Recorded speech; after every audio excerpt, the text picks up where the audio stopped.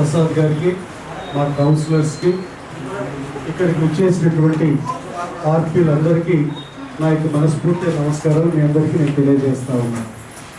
కూడా వచ్చిన్నాను నేను ఆ రోజు.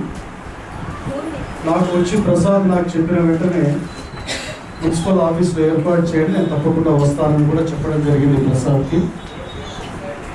మొట్టమొదటిగా ఈరోజు రాష్ట్ర ప్రభుత్వం ప్రతి కార్యక్రమాన్ని డిజిటలైజేషన్ చేస్తారు. దీనిలో భాగంగా మీకు ఇప్పుడు వేగవంతంగా ప్రజలకు మరింత చేరువుగా ఈ కార్యక్రమాలు అందాలనేటువంటి లక్ష్యంతో మీకు ఇవ్వడం జరుగుతాం. ఈరోజు ప్రభుత్వం ఏదైతే ఒక ఉద్దేశంతో మనకు ఉన్నటువంటి టెక్నాలజీని వినియోగించుకుని ముందుకు తీసుకుపోతున్నారో, మహిళలకి ఈ బాధ్యతలను ప్రభుత్వం అప్పచెప్పడంలో ప్రభుత్వం యొక్క ముఖ్య ఉద్దేశం ఏమిటంటే, మహిళలు ఏ పని అప్పచెప్పినా పట్టుదలతో చేస్తారు, ఆ పనిని పూర్తి స్థాయిలో చేస్తారు. పట్టుదల వేరు, పూర్తి స్థాయిలో చేయడం వేరు.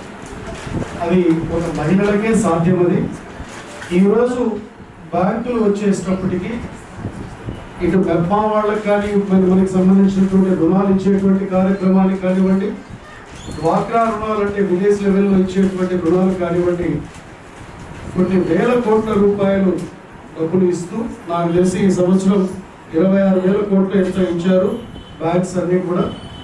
26,000 కోట్ల రుణం ఎందుకు ఇస్తున్నారు అని అంటే, మీ దగ్గర ఎటువంటి సెక్యూరిటీ వాళ్ళు తీసుకోరు. కేవలం ఇప్పుడు పీడీ గారు చెప్పినట్లు సిబిల్ స్కోర్ అనేటువంటిది మీకు ఉన్నట్లయితే అదే మీకు సెక్యూరిటీ. మీ తరపున వారిని కూడా ఈ సందర్భంగా నేను కోరడం జరుగుతూ ఉన్నాను.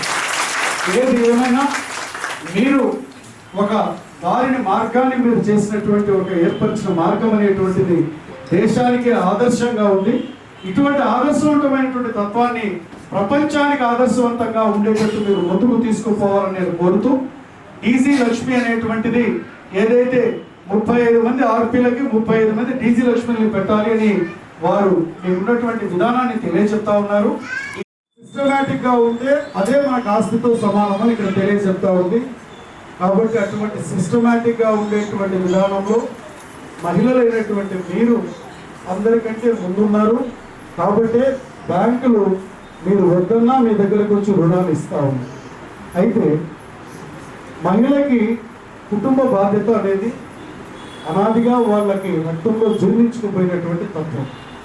చక్కగా చూసుకుంటూ కుటుంబ పోషణని, కుటుంబ భారాన్ని పూర్తి స్థాయిలో నిర్వర్తించడం అనేటువంటిది మహిళకు మనకు వస్తున్నటువంటి విధానం. అటువంటి మహిళలైనటువంటి మీరు ఇవాళ గౌరవ ముఖ్యమంత్రి నారా చంద్రబాబు నాయుడు గారు ఎప్పుడైతే మెప్మాన్ కానివ్వండి, డ్వాక్రా సంఘాలను కానివ్వండి ఏర్పాటు చేశారో, అంతవరకు మహిళలకు సమాజంలో ఉన్నటువంటి గుర్తింపు ఒకటైతే, అప్పటి వరకు మీకున్న గుర్తింపు ఏంటంటే కుటుంబ బాధ్యతలు సక్రమంగా నిర్వర్తించేవారు అనేటువంటి అభిప్రాయం మాత్రమే ఉంది.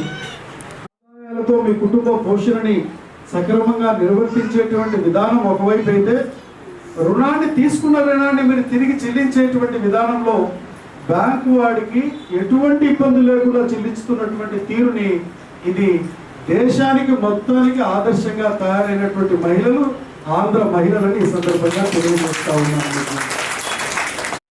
మన మున్సిపల్ పట్టణాభివృద్ధి శాఖ మంత్రులు మనకు నారాయణ గారు ఇవాళ ట్యాబ్స్ మీకు పంపిణీ చేస్తా ఉన్నారు. ప్రభుత్వం ఏ ఉద్దేశంతో అయితే, నాకు మహిళలంటే అపారమైనటువంటి గౌరవం, వాళ్ళ యొక్క సామర్థ్యం పట్ల పూర్తి నాకు విశ్వాసం ఉంది. అటువంటి మీరు ఈరోజు రాష్ట్ర ప్రభుత్వం గౌరవ ముఖ్యమంత్రి నారా చంద్రబాబు నాయుడు గారు మిమ్మల్ని కలుసుకున్నందుకు నాకు మనస్ఫూర్తిగా సంతోషంగా ఉందని తెలియజేస్తూ మీ దగ్గర సెలవు తీసుకుంటా ఉన్నాను. ఇలా చూడమ్మా.